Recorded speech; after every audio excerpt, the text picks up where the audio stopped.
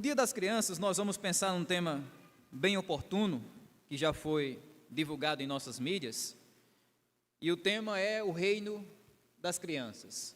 O reino das crianças. Para isso, nós vamos fazer uma leitura bíblica no Evangelho que Mateus escreveu, do versículo 1 até o versículo 4, para a gente entender, através desses versículos, o que é e como funciona aquilo que vamos chamar nessa noite do reino das crianças, o reino das crianças. E o nosso texto, de Mateus capítulo 24, do versículo 1 até o versículo 4, vai ser projetado aí também para os irmãos, diz o seguinte: naquela hora, os discípulos se aproximaram de Jesus e perguntaram: quem é o maior no reino dos céus? E Jesus, chamando uma criança, colocou-a no meio deles e disse: em verdade lhes digo, se vocês não se converterem e não se tornarem como crianças, de maneira nenhuma entrarão no reino dos céus. Portanto, diz Jesus, aquele que se humilhar, como essa criança, esse é o maior no reino dos céus. Eu não sei se as crianças que vocês têm em casa, filhos, netos, sobrinhos, eu não sei se elas vieram também com essa configuração de fábrica. Mas a criança que tem lá em casa, chamada Charles, que alguns tiveram a oportunidade de conhecer cantando aqui, um dos assuntos que ela gosta de tocar, vez por outra, é sobre quando ele tiver 20 anos e conseguir se mudar para a cidade de Nova York, onde ele vai encontrar neve. Segundo ele, essa é uma das principais coisas que ele vai fazer quando for adulto, fora a parte de ser pastor e policial também, e morar em Nova York. E toda vez que ele fala isso, eu fico no meu coração, claro, primeiramente pedindo misericórdia a Deus pela minha alma, mas ao mesmo tempo eu fico lembrando do quanto a gente tem pressa de fugir da nossa infância. É uma experiência universal, porque numa intensidade ou em outra, todos nós já passamos por isso. É aquela pressa irracional da gente deixar de ser criança, para a gente finalmente conquistar e chegar naquela parte da vida que a gente julga como melhor, como mais interessante, como mais divertida. E com o passar do tempo, essa tendência piora na gente. Porque quando a gente chega na adolescência, por exemplo, uma das piores coisas e um dos piores medos que nós temos é de retornarmos à infância. Qual é o pior medo do adolescente? É ser tratado como criança.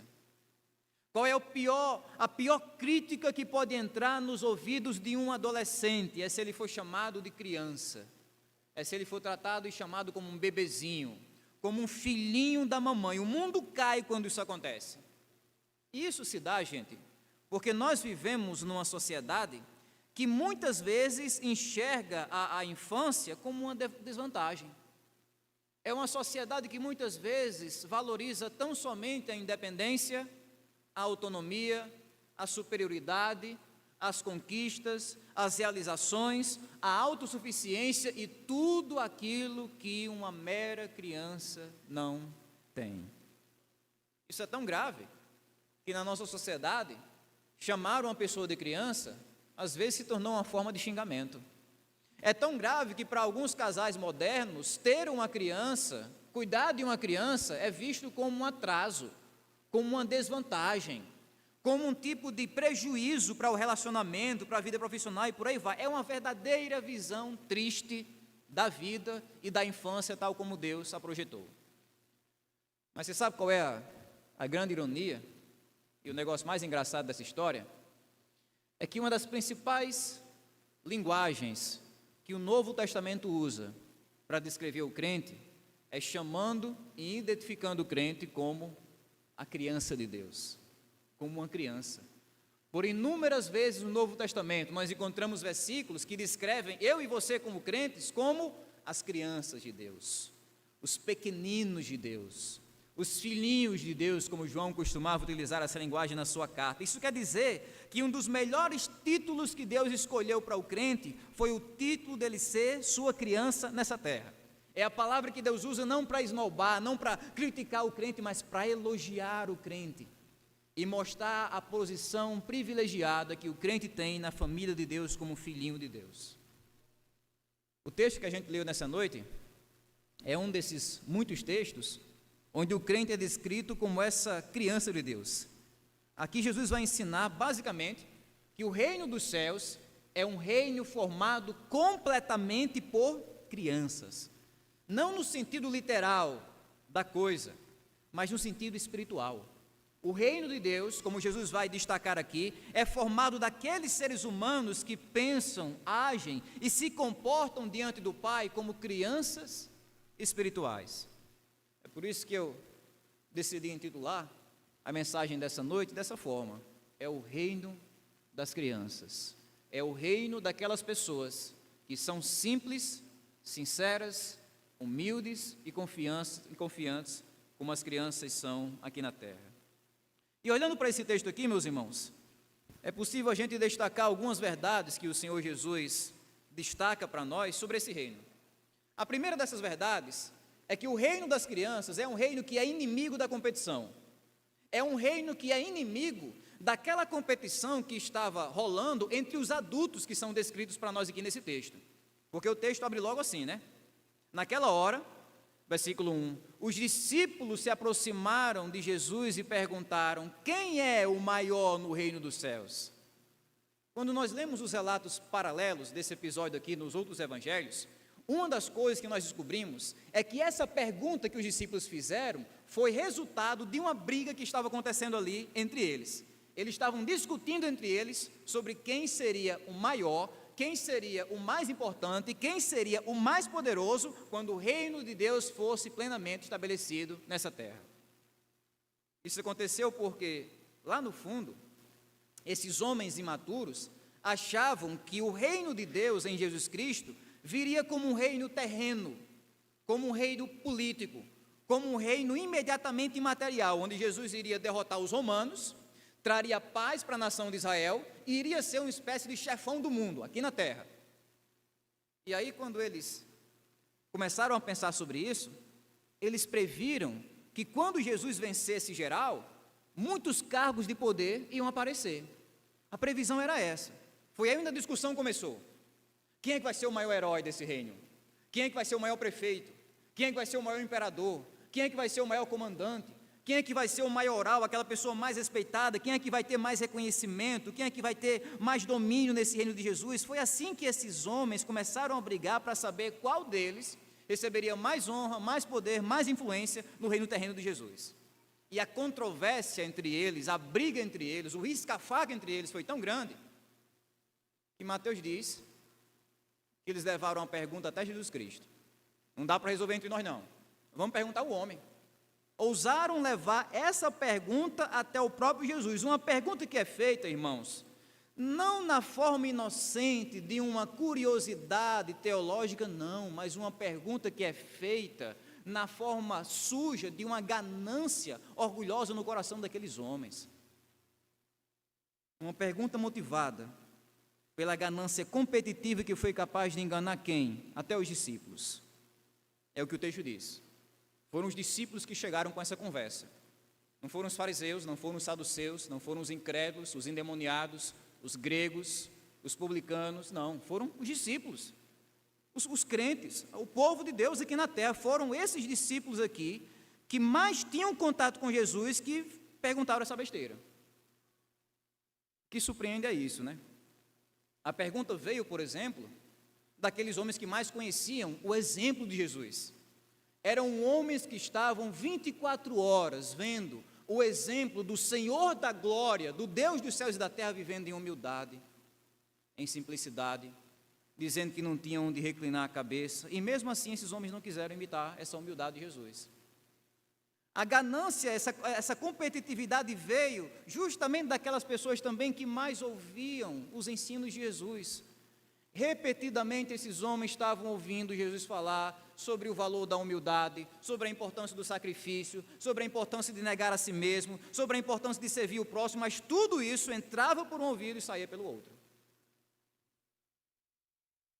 E quando a gente olha para relatos como esse, lendo os evangelhos, a gente tem vontade de achar graça, como diz o nordestino.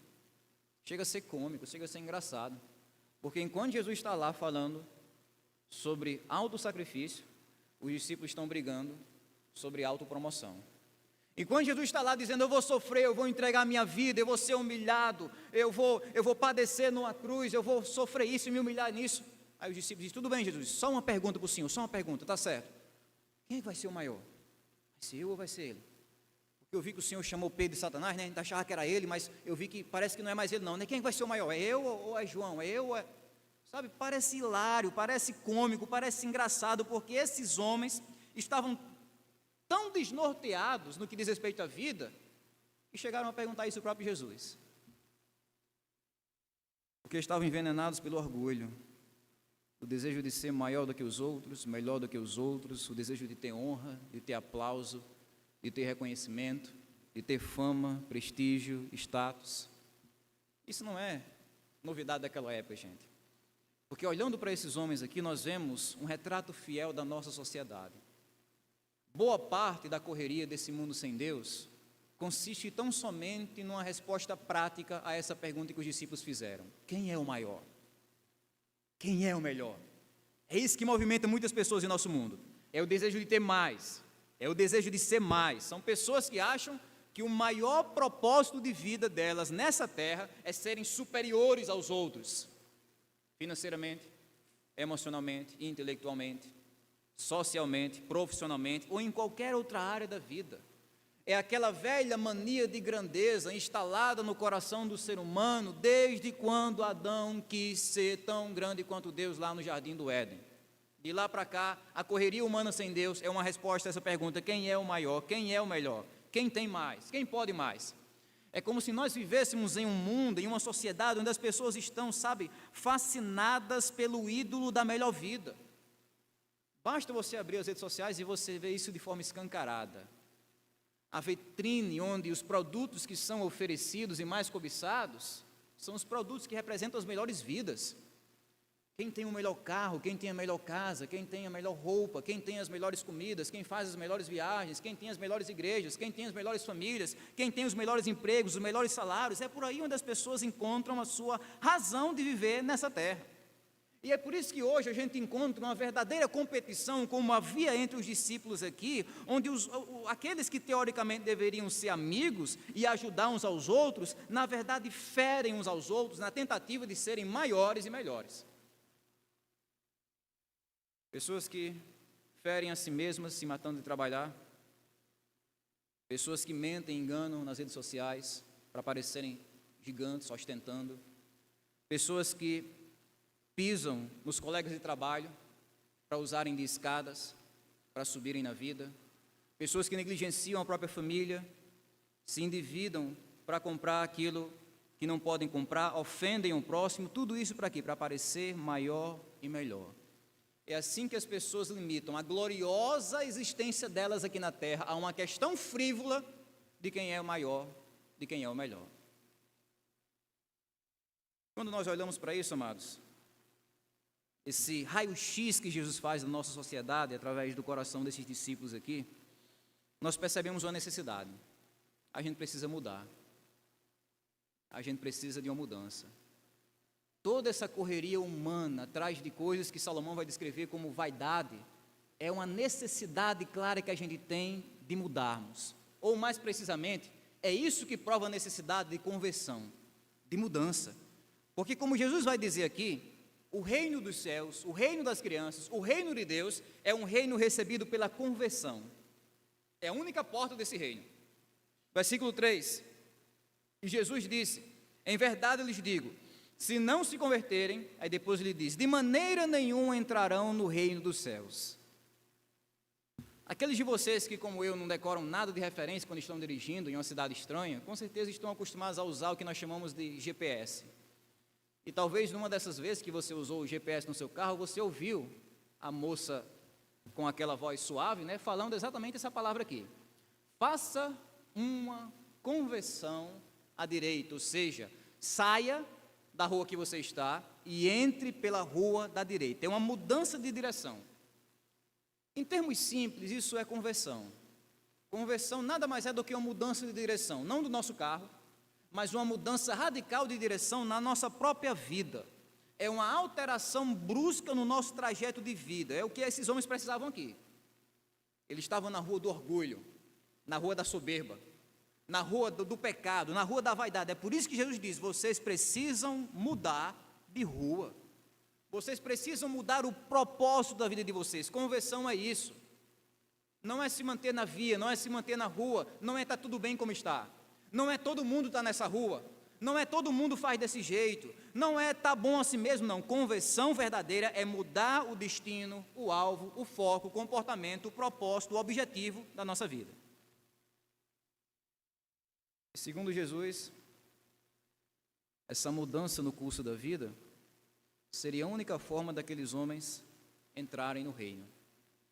Eu não sei se vocês percebem o quanto isso é chocante, né? Porque enquanto eles estão lá brigando para saber quem é o maior e quem é o menor, Jesus mais ou menos diz isso: se vocês continuarem com essa conversa, vocês não serão maiores, vocês não serão nem mesmo os menores. Se vocês continuarem com essa conversa, Jesus diz, vocês nem sequer vão entrar no reino de Deus, vocês vão ficar de fora.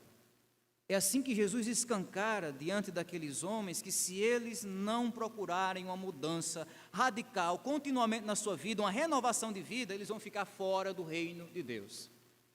Porque a única forma de uma pessoa entrar no reino de Deus é através de uma transformação no seu coração. Para deixar isso aqui ainda mais claro, como um mestre habilidoso que Jesus era, ele apresenta diante daqueles discípulos um modelo vivo do que ele está falando, um exemplo prático do que ele está falando.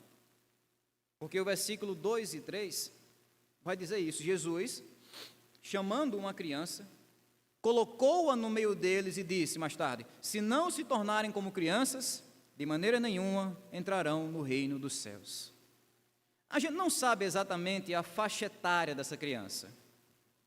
O que é consenso entre os estudiosos, pelas evidências que a gente tem, não só nesse texto, mas nos outros textos também, é que essa criança tem por volta dos 2 ou no máximo 3 anos de idade.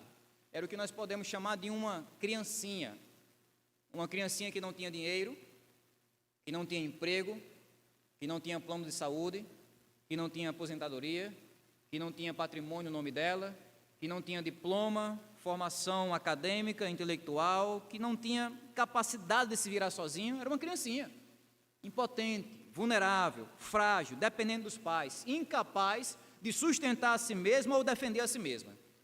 Ou seja, Jesus coloca ali diante dos discípulos o exemplo vivo de alguém que não tem nada, absolutamente nada, e vive como se tivesse tudo. É esse exemplo que Jesus coloca ali. Uma criancinha que está completamente impotente e vulnerável, mas ela confia, ela sabe, ela descansa que os seus pais vão dar tudo o que ela precisa. Descansa nesse fato. Ela não vai perder o sono à noite se perguntando o que ela vai lanchar no outro dia de manhã na escola, o que ela vai jantar à noite, ou qual boleto vai vencer primeiro. Ela não está preocupada com isso, ela está ali plena, confiante, tranquila, descansando na provisão dos seus pais. Eu não sei para vocês, mas para mim essa é uma das partes mais lindas da infância. É uma das partes mais belas da infância, que muitas vezes a gente só percebe quando é tarde demais. Qual é a parte que eu estou falando? É a parte de ter uma mente completamente livre de qualquer pressão. Livre de qualquer pressão. É você acordar, viver, se divertir, dormir com a sua mente completamente livre. É aquele estágio da vida, irmãos, onde a gente não tem absolutamente nada de nós mesmos, mas conseguimos viver como se a gente tivesse tudo. Como se a gente tivesse tudo. E essa é uma ilustração perfeita que Jesus traz aqui do que significa conversão. O que significa conversão na prática? Ela acontece quando a gente fica como uma criança. Ela acontece quando a gente percebe que não tem nada. Ela acontece quando a gente se aproxima de Deus de mãos vazias. Ela acontece quando aquele ser humano impotente, ele corre na direção de um Deus que é onipotente. Ela acontece quando aquele ser humano vulnerável, ele passa a confiar no Evangelho que é completamente confiável. A conversão acontece quando a nossa pequenez, ela leva a gente a correr e descansar na grandeza de Deus. Ela acontece quando a gente consegue ter essa confiança completa e sincera de uma criança. Esse é o sentido de se tornar como uma criança. Não é literal, como se a gente estivesse vivendo dentro do filme do curioso caso de Benjamin Button, um adulto que vai se transformando em criança. Não, não é literal, é espiritual. É aquela mente completamente desapegada, desprovida, mas que consegue confiar completamente no Senhor. É quando a gente abre mão dos nossos méritos para nós confiarmos tão somente no perdão, na aceitação e na salvação de Deus. Se tornar como criança, então, para entrar no reino dos céus, é abrir mão da nossa autossuficiência e viver uma vida de completa dependência de Deus, da sua salvação e do seu evangelho. E o resultado disso, como Jesus diz, é que a gente entra no reino, né? É assim que nós somos aceitos, admitidos, abraçados no reino das crianças. Um reino que só pode ser recebido, gente, por meio de uma mudança radical, por meio de uma conversão completa na nossa vida. Um reino que exige verdadeira conversão. Você sabe qual é um dos piores perigos no meio evangélico da nossa época? É o perigo da falsa conversão. O perigo da falsa conversão. É aquela pessoa que tem uma compreensão completamente superficial do que é ser convertido. E isso acontece, gente, com uma frequência bem maior do que a gente imagina. Ora, são aqueles evangélicos que acham que conversão significa apenas uma mera troca de religião. Não troca de religião, troquei de religião, agora eu sou gospel, eu sou crente. Isso é conversão. Não é conversão. São aqueles crentes que acham que conversão é uma mera troca de localização no domingo à noite. Eu estou convertido, porque agora todo domingo à noite eu estou na igreja. Eu só vivo uma semana toda desmantelada, mas domingo à noite está na igreja. Isso não é ser convertido, não é uma mera troca de localização geográfica num domingo à noite. Não é uma mera troca de aparências, uma mudança que acontece de corpo para fora e o coração permanece destruído pelo pecado. Não, gente. Esse é um perigo. O perigo da falsa conversão é porque ele traz uma falsa segurança de salvação. A pessoa jura que está salva quando na verdade está condenada. Jura que está curada quando na verdade está doente. Promete que está indo para o céu quando na verdade está com os 2 pés no inferno. É um perigo. É por isso que é perigoso. A verdadeira conversão, como Jesus diz aqui, ela é poderosa, ela é transformadora, ela não deixa você como você está, ela muda você ao ponto de transformar você daquele adulto arrogante, autossuficiente espiritualmente, numa criança humilde, dependente, que consegue confiar em Deus completamente. Ela traz para você esse coração infantil, porque a verdadeira conversão traz essa humildade, essa dependência. A verdadeira conversão é aquela que consegue mudar a rota do nosso coração, tirar a gente da rua da soberba, da rua do orgulho, da rua do pecado, da rua do vício e levar a gente até o caminho de Deus, as veredas do Senhor para a nossa vida. Porque a conversão, como Jesus disse, só acontece com essa transformação, né? E como Jesus prossegue dizendo, a conversão verdadeira, ela sempre resulta também numa humilhação.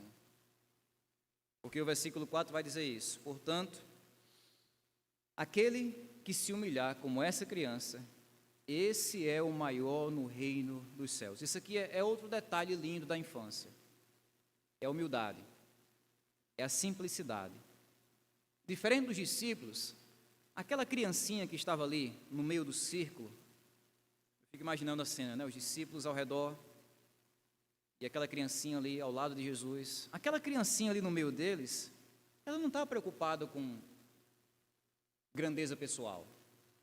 Ela não está preocupada com hierarquia social, se ela é a maior, se ela é a mais inteligente, se ela tem mais dinheiro, se ela é mais conhecida, se ela pode mais, se ela faz mais. Ela não está preocupada com isso, porque, sabe, criancinhas não costumam se envolver nessas brigas para serem mais aplaudidas. As crianças cantaram ali, você acha que elas estão lá atrás brigando para ver quem é que cantou melhor? Quem é que cantou? Eles não fazem isso, eles não estão interessados, não estão preocupados com isso, elas cantam e pronto, vida que segue, né? Segue em frente. Esse negócio de brigar por questão de posição, de status, de lugar, de destaque, não é coisa de criancinha. Às vezes, é coisa dos pais das criancinhas, aí é outra história. Aí é outra história, como às vezes a gente vê, né? Os adultos. É porque fizeram um vídeo de homenagem e o filho de fulana falou 3 segundos a mais do que o meu filho. É um absurdo.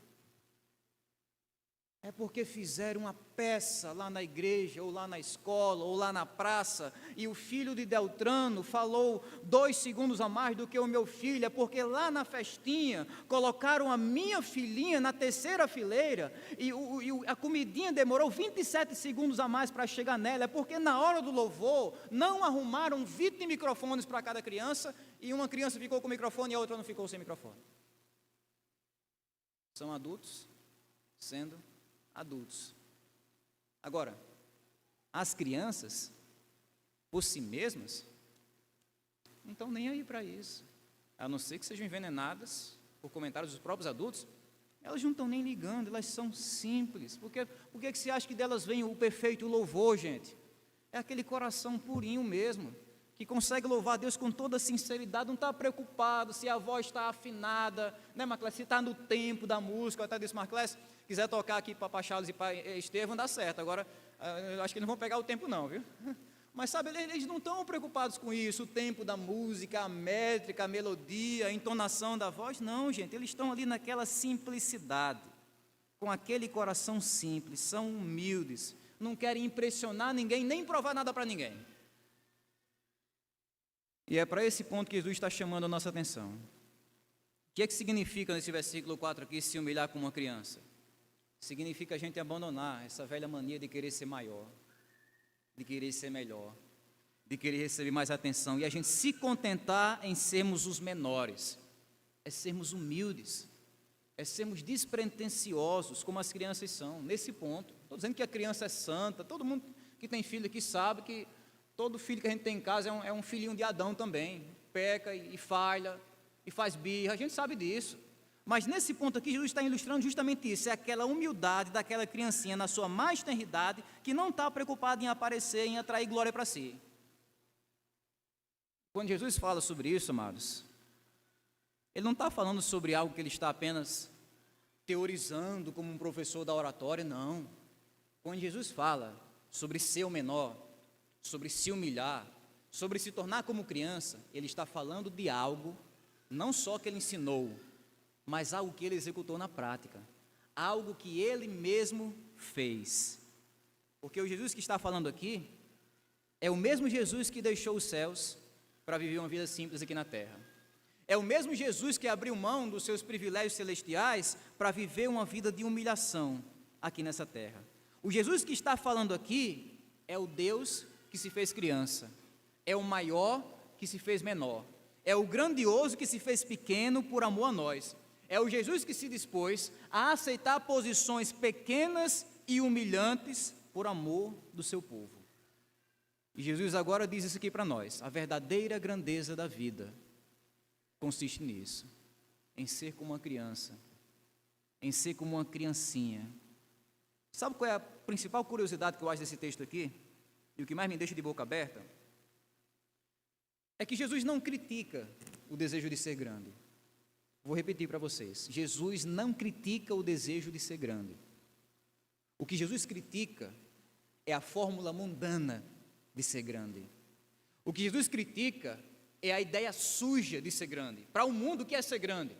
É mandar, é ter moral, ser superior, olhar para os outros de cima para baixo, você poder humilhar as pessoas, você poder atropelar as pessoas, você poder fazer aquilo que você quer, você mandar, você ter influência. Isso é ser grande.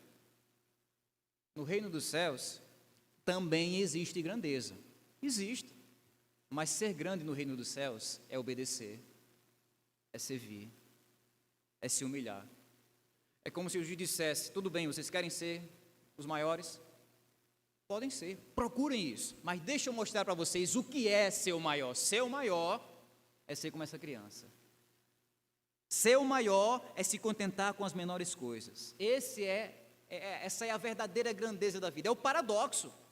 No reino de Deus é isso: crescer é descer, exaltar é se humilhar, subir é se inclinar, ser grande é servir, é se entregar pelo próximo. Então, no mundo onde ser criança se tornou um símbolo de desvantagem, como a gente estava falando no início, Jesus mostra que ter o coração simples e contente de uma criança representa aquele que é um dos estados de humanidade mais nobre nessa vida. O maior ser humano desse mundo são aqueles que se comportam como uma criança diante de Deus. Esse aqui é o grande desafio da nossa vida, meus irmãos, da nossa vida cristã. O nosso desafio não é ser como criança pontualmente. O nosso desafio é sermos como crianças todos os dias da nossa vida nessa terra. É permanecer como crianças. Essa é a dificuldade. No dia da minha salvação eu fui até Jesus como uma criança, mas depois não, depois eu abandonei e fui viver de outro jeito, não. O desafio é a gente permanecer humilde, com humildade e simplicidade como uma criança. Mesmo que você cresça no seu conhecimento, mesmo que você cresça nos seus dons, mesmo que você cresça nos seus recursos, mesmo que você cresça nos seus negócios, na sua influência, se torne uma pessoa conhecida, poderosa, mesmo assim você está ali, se tornando como uma criança, vivendo na humildade, na simplicidade, se contentando com as menores coisas. Esse é o nosso desafio. Não deixar as vaidades desse mundo orgulhar e inchar o nosso coração. Quando a gente estava lá no aniversário da Igreja Batista do Moreno, e a gente foi para um jantar, era muita correria e a gente chegou já em cima do horário do culto. Eu estava indo com o cantor Ade Souto, que ia cantar naquela noite. Quando ele estacionou o carro fora da igreja, eu ajudei ele a pegar a mala e o teclado dele para a gente levar até o local do culto. E aí eu lembrei e comentei com ele de uma citação de um pregador chamado Paul Washer. Em uma das suas mensagens que ele diz isso, ele diz: a gente gosta de orar assim, parafraseando o que ele diz. A gente gosta de orar dizendo: Deus me usa, quero ser o teu instrumento, Deus usa a minha vida, faça através de mim, faça acontecer na minha vida, mas dificilmente, ele diz, a gente ora dizendo: Deus, use meu irmão e deixa eu carregar a bolsa dele. Deus, use meu irmão e deixa eu levar um copo d'água para ele quando ele estiver no sucesso, na bênção, sendo usado pelo Senhor. Deus, use fulana, Deus, e quando ela estiver assim, deixa eu ter esse privilégio de interceder por ela. Dificilmente a gente ora assim. Porque parece que a gente sempre está na contramão disso, né? Nós queremos as coisas maiores, como está em alta aí a palavra, nós queremos o protagonismo, queremos o holofote, queremos a luz em cima da nossa cabeça, o microfone na nossa mão, a influência na nossa voz, queremos as coisas maiores. Queremos estar em primeiro plano, nós brigamos quando o nosso nome não é mencionado, nós fazemos birra quando nós não somos reconhecidos. Parece que é assim que funciona os negócios. Seja na igreja, na família, no trabalho, parece que nós temos no coração humano uma sede de sermos reconhecidos, de sermos admirados. Sabe como é que isso aparece? Naquela velha síndrome do ninguém vê. É porque ninguém vê o que eu faço por essa família, como eu trabalho, como eu me dedico, eu saio cedo, chego tarde, ninguém vê também o que eu faço por essa casa, mantendo isso aqui arrumado, ninguém vê o que eu faço aqui nessa comida quentinha, ninguém vê o que eu faço por essa empresa, vestindo aqui a camisa da empresa, trabalhando, ninguém vê a minha luta em manter essa empresa, como patrão, como funcionário, ninguém vê o que eu faço nessa igreja, como eu trabalho, como eu me esforço. É a síndrome do ninguém vê, que, na verdade, esconde o desejo do nosso coração de sermos reconhecidos, de sermos admirados, de sermos recompensados pelos seres humanos. Mas qual é o desafio que Jesus coloca aqui diante de nós? Seja simples, seja como criança. Porque a verdadeira grandeza da vida não depende do reconhecimento das pessoas. A verdadeira grandeza da vida depende do reconhecimento de Deus. Então, se a gente tem esse coração de criança, nós estamos conduzindo a nossa vida do melhor jeito que a gente tem de conduzir. Se contentando com as menores coisas, deixando de se comparar com os outros, deixando de esperar receber aplausos, elogios ou tapinha nas costas dos outros, e fazendo o que nós temos a fazer, sem esperar nada em troca além daquilo que Deus promete nos dar, nele mesmo e no seu reino. Essa vida de simplicidade e humildade é a maior meta que nós devemos ter para a nossa vida cristã, e é assim que funciona o reino de quem? O reino das crianças. O reino das crianças. O meu desejo, irmãos, é que Deus nos ajude a viver essa realidade aqui com toda a força do nosso coração. Que nós possamos respirar aquilo, vou pedir para a nossa mídia projetar esse texto, aquilo que Davi escreveu no Salmo 131. O Salmo 131, do versículo 1 ao 2, expressa para nós talvez o melhor comentário dessa passagem aqui no Antigo Testamento. onde o salmista Davi, eu até preguei nesse texto algum tempo atrás, ele diz isso, Salmo 131, do versículo 1 ao 2, Senhor, não é orgulhoso o meu coração, nem arrogante o meu olhar, não ando à procura de coisas grandes, parece uma criança falando, né? Nem de coisas maravilhosas demais para mim, pelo contrário, fiz calar e sossegar a minha alma, como a criança desmamada se aquieta nos braços de sua mãe, assim é a minha alma dentro de mim. Irmãos, que Deus dê para a gente esse coração infantil, porque 90% dos problemas que temos conosco, ou que podemos ter em nossa família, em nossa igreja, em nossa empresa, ou na vida relacional, eles somem, desaparecem, quando a gente tem esse coração aqui. Que Deus então nos ajude a fugir da competição para vivermos uma vida de verdadeira comunhão. Que Deus nos ajude a experimentar essa verdadeira conversão que traz confiança sincera para o nosso coração, confiança em Deus, no Evangelho. E que Deus nos ajude a conduzir nossa vida também com essa postura de humildade e simplicidade em qualquer trabalho que tenhamos de fazer nessa terra. Porque essa é a forma da gente entrar, essa é a forma da gente desfrutar, essa é a forma da gente crescer e sermos grandes no reino dos céus, no reino das crianças. Se você está aqui nessa noite e ainda não faz parte desse reino, nós convidamos você a fazer isso. O que você precisa fazer? Confiar em Jesus e se aproximar dele de mãos vazias. Ah, mas eu não tenho nada porque eu queria ter uma vida melhor, mais arrumadinho para oferecer. Não precisa, se aproxime como uma criança, sem nada, abandone sua autossuficiência e venha para Jesus como uma criança, completamente disposta a confiar no Pai, a confiar que Deus pode dar tudo aquilo que você precisa. Se alguém quiser fazer isso, pode levantar uma das suas mãos agora, dizer eu quero participar desse reino, eu quero me tornar um crente, eu quero ser um discípulo, um seguidor do Senhor Jesus nessa terra. E se não, nós desejamos que o Senhor conceda outra oportunidade para o seu coração e deixamos ao mesmo tempo o convite aberto para qualquer ajuda espiritual que a gente puder oferecer para a sua vida. Procure a gente, converse com a gente e nós estaremos assim orando com você e encaminhando você para cada vez mais perto dessa tão grande salvação.